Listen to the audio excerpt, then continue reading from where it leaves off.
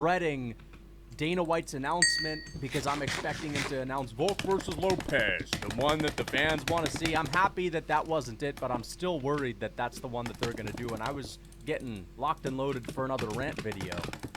I think I was going to start that video with a bag on my head, okay?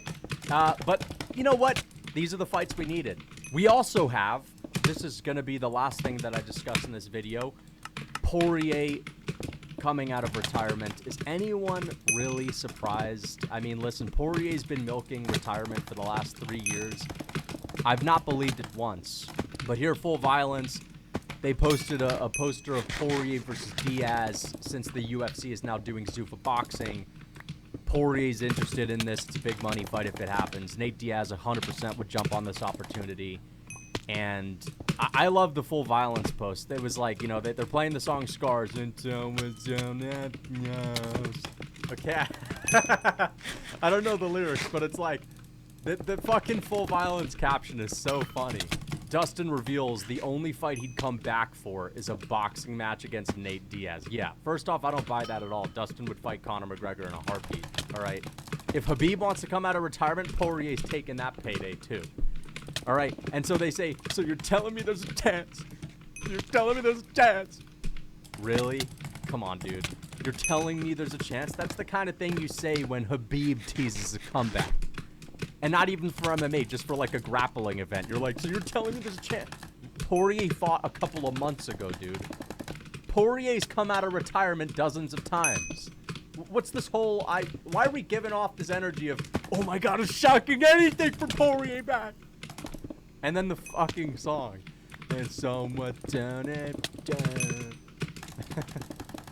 I just think Nate Diaz is gonna get him proud.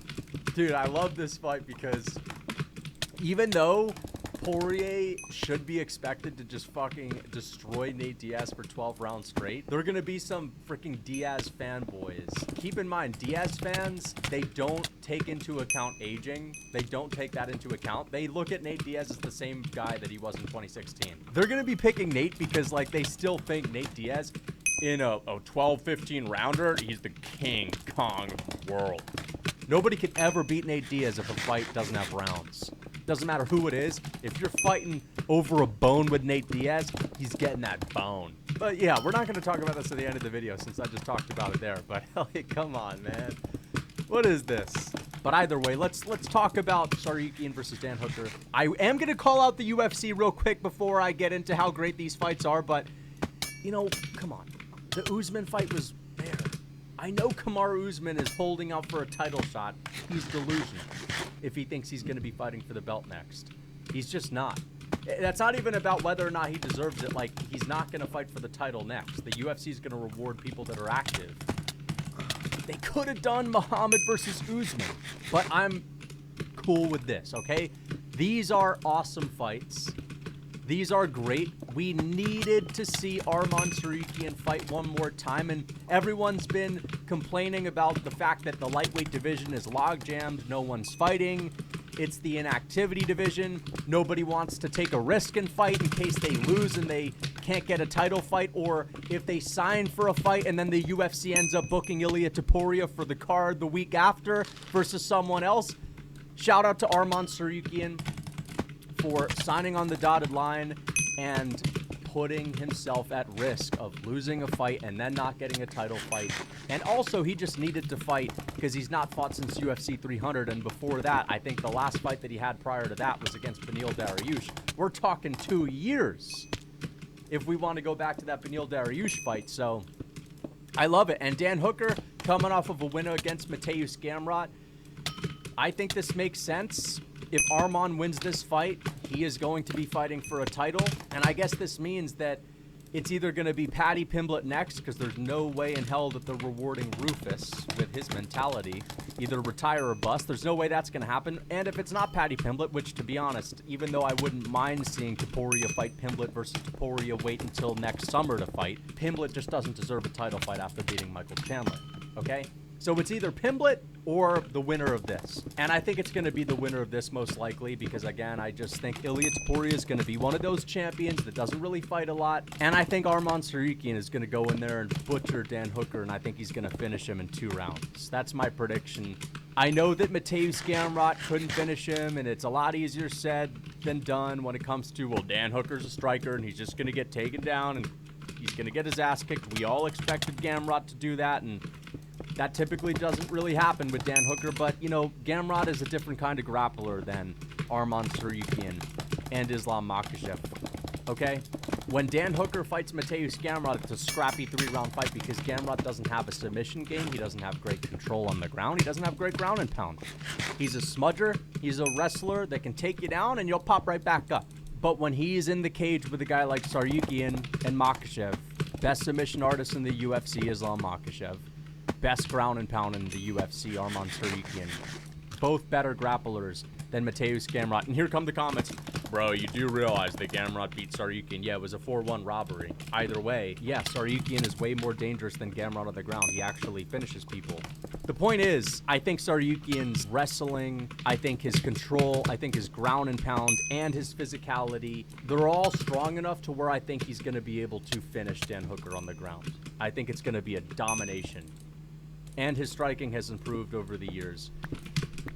And again, like, Gamrot has that style to where if you can pop back up to your feet, you can make it gritty, you can drop him, you can hurt him, you know, because you're not at a risk of being finished. In this fight, Dan Hooker is at a risk of being finished when he gets taken down, and that's going to really hurt his ability to open up on the feet and have success. So let's get on to Belal Muhammad versus Ian Garry. Again, I wish it was Muhammad versus Usman, but it is what it is. This is still a phenomenal matchup. Belal Muhammad, even though he lost his title, he lost his last fight to JDM and took some damage, he was in there. Like, in my opinion, he got 4-1. I think he only won 1 round, but he made it competitive. And for him to be competitive and put up a scrap against a striker as elite as Jack Della Maddalena, that is very, very impressive. And so while I'm tempted to kind of scoff at Belal's chances because he's coming off of a loss and it's easy to forget what, you know, he's been able to do in the sport, he had a gutsy, I just mixed gritty and gutsy. He had a gritty performance, really. No, he had a gutsy performance that happened to be gritty. But, like, he did. He actually did. And fair enough. Ian Garry was able to stuff takedowns against Shavkat, but, like, Shavkat is the fence wrestler. He's the mediocre fence wrestler that can't actually consistently get people down. I mean, once he has you down, you're kind of toast. But getting you there, and I know Ian Garry's got some good takedown defense and great balance. And again, I think it's going to be hard for Belal to take him down consistently, but Belal is simply a much higher level wrestler than Shavkat Rakhmonov. He just is. He's better taking you down. And if he takes Ian Garry down, I think he could win this fight. But you know what? I think Ian Garry's improving rapidly. He's still really young. I don't know exactly how old he is. I think he's only like 28 years old.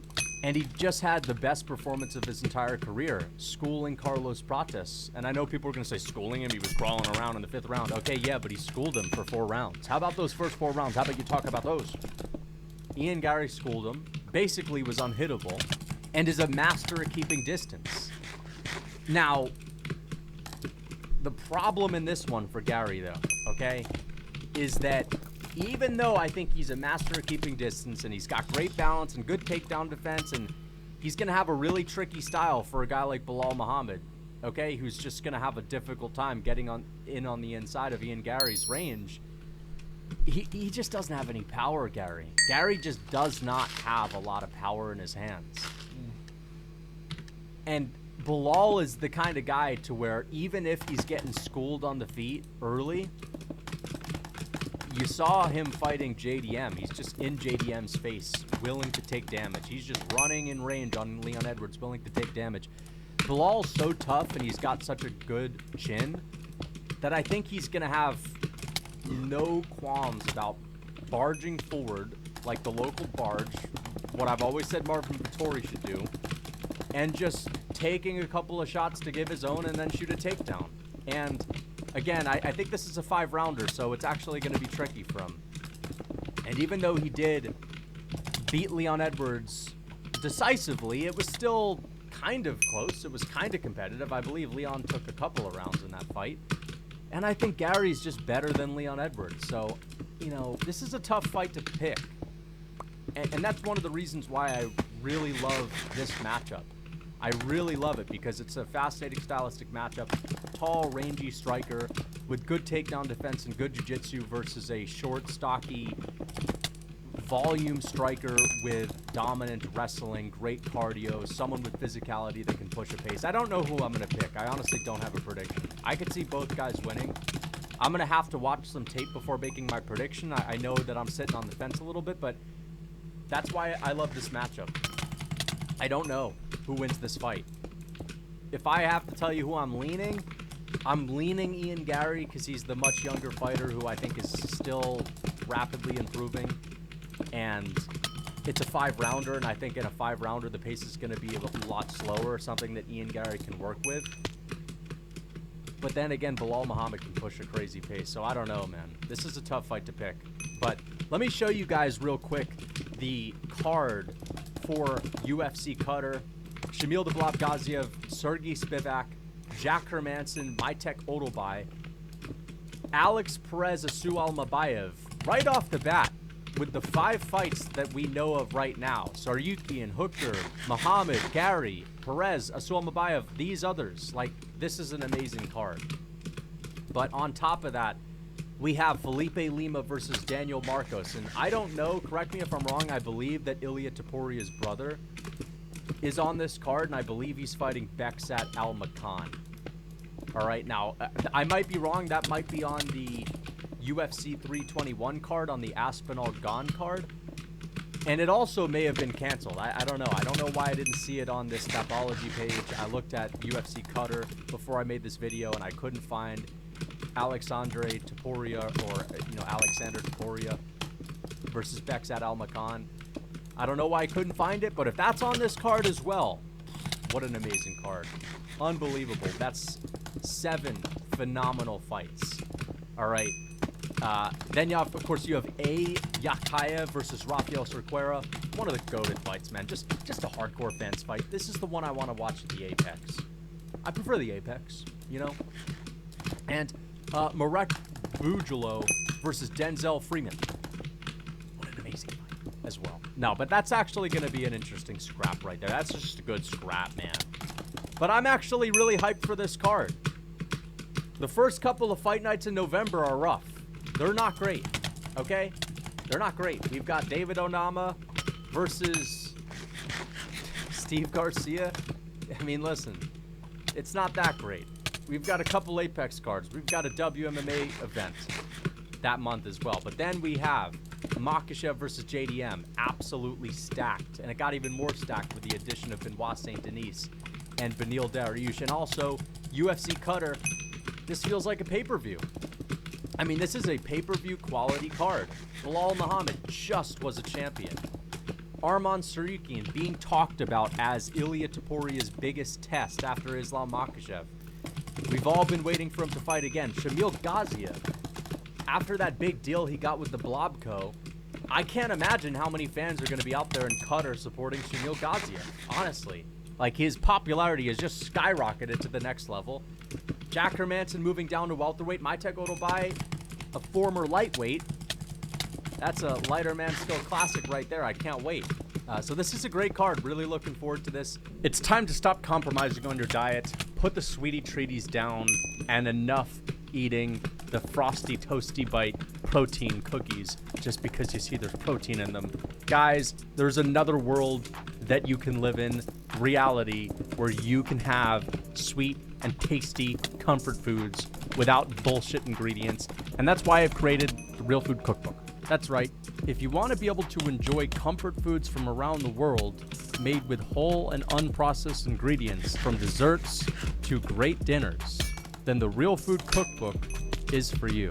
With over 40 recipes, if you're interested in checking out the Real Food Cookbook, the link is in the description. Make sure to use code MMA for 30% off.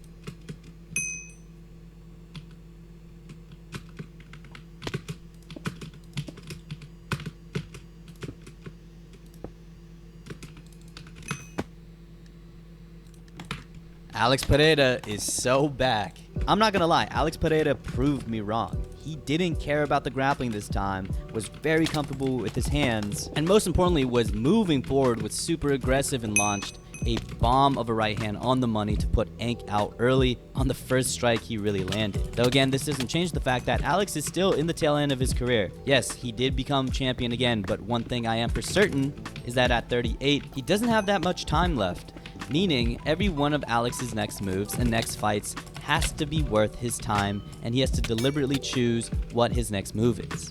So in this video, let's answer that question. What's next for Alex Pereira? How is he going to end his career? All right, let's talk about the big one first, Jon Jones.